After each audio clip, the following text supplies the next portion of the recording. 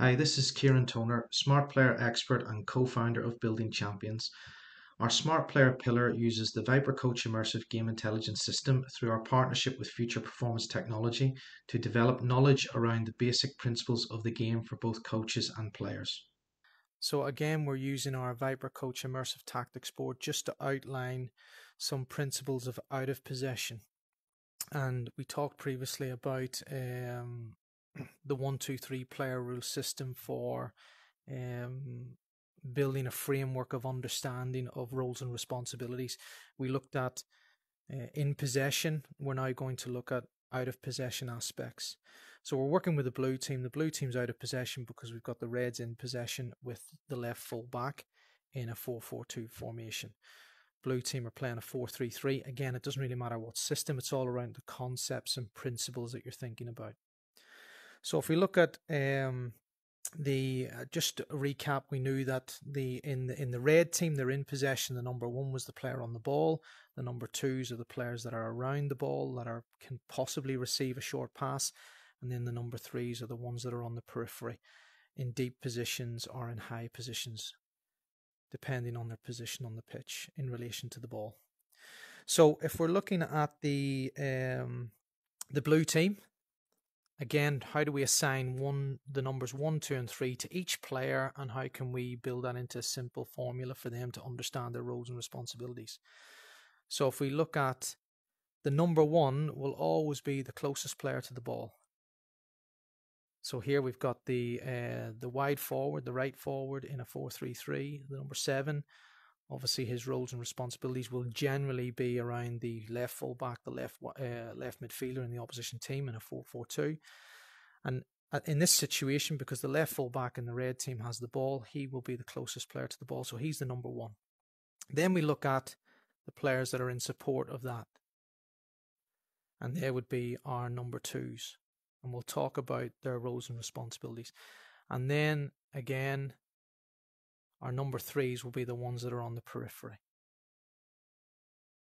Okay, so going back, we look at the number 1, what's his role? So again, we're trying to define simple roles for each player or within each number so we can start to build foundational learning of the game. So again, thinking about my own coaching journey when I'm talking to players at a professional level, when we talked about simple principles, the number 1 is the one who goes and closes the space. So how does this player close the space? Now, we can start to talk about complexities around where he's showing him and his body shape, etc. But if you're building foundational knowledge, really you just want this player to try and speed up to get close and create and close the gap and close the distance between the player. Decelerate when they're getting close so they're not easily beaten, and just make it really difficult for the player on the ball to make a simple pass. So if this player on the ball has got his head up, can make any pass that he wants, then we would argue that this player isn't in a position to be close enough to affect that. But for this session, we're looking at number 1s, what's your role? So the number 1 is the closest person to the ball. Can that player go and close, deny the space, delay the opponent, and then potentially, as we look at more complex elements, dictate the direction? And that will be based on formations, players on the pitch, areas, etc. The number 2s are the ones that are essentially around in support of the number 1 player. So how am I supporting the wide forward in this situation? And when we think about what we would attribute and assign roles to, we'd be thinking about, can they intercept the next pass? So we don't expect the number 2s to go and win this ball. But when this player makes a pass, based on the pressure that's maybe given by the wide forward, when this left full back tries to make a pass, am I as a number 2 in a position to intercept? So if I am tight here and I try to play the pass back to the my centre back, then potentially we could see the centre forward, who's a number 2 in that situation, can potentially come and nick the ball. Again, if we look at the fullback, okay, and I know distances here could be a little bit tighter, but if the number 7 is closing down and forcing him outside. So forcing him into this area here. Am I, as a number 2, able to be ready to get tight and win that ball? And then now we're on the attack.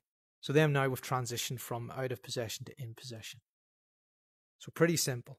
Number 1, closest to the ball. What's your role? Number 2, supporting the number 1. What's your role? Then we're looking at the number 3s. So again, if we look at, the furthest player potentially away from it, arguably the fullback and the wide forward on the opposite side. Okay, I'm thinking, am I in a good defensive position? Am I behind the line of the ball? So am I deeper and forcing potentially the player to stay in front of me? Again, it depends on the game situation why you would do that, but that's a bit more complex. But am I in a good defensive position here?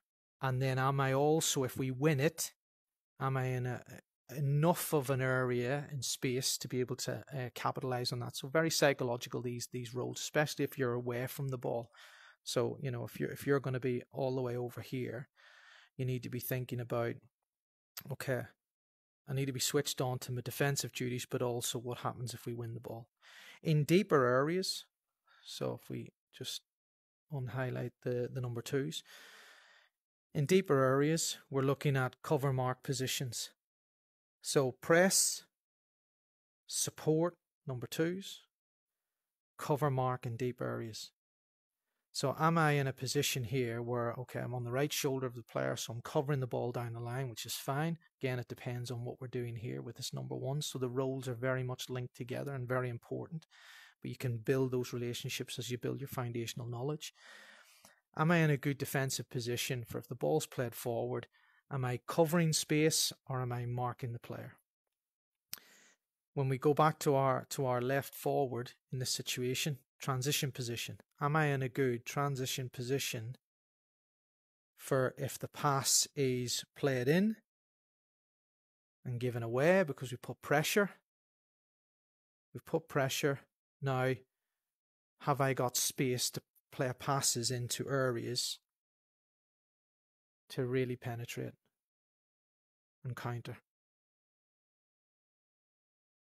And now we're looking at trying to get a shot on goal. So we've transitioned from defensive duties into attacking duties. So again, just to recap, number 1, player closest to the ball.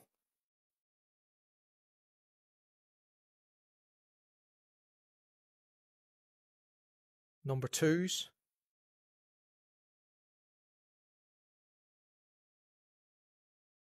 support. Can I intercept the ball? Can I, with our number 1 putting pressure on, getting his head down or her head down, can we pressure passes into areas where we could potentially nick the ball and transition to a scoring opportunity?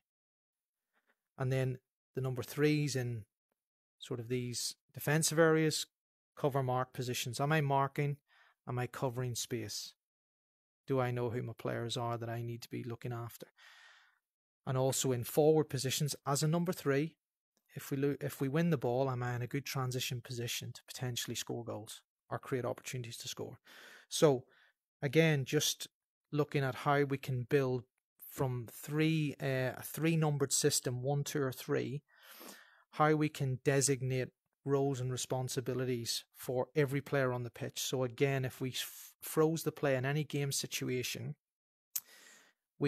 players can identify as either being a number 1, a number 2, a number 3, based on the position of the ball, based on whether they're out of possession or in possession.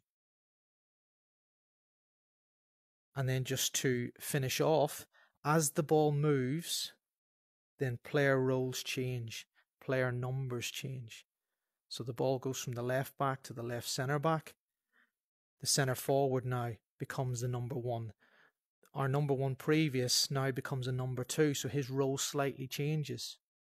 And this happens as the ball moves all around the pitch. That's why it's really important, the psychological aspect of staying switched on, maintaining good concentration levels, etc. So again, just a brief overview of how an out of possession situation, You can designate roles through a 1-2-3 player rules system that simplifies players' ability to understand and recognize their meaning on the pitch, because that's really important. Can they identify with what they're actually doing on the pitch in the first place and what is expected of them? And then you can start to become creative about how you build in further complexities in terms of where we would want to show players, why we would do that, etc.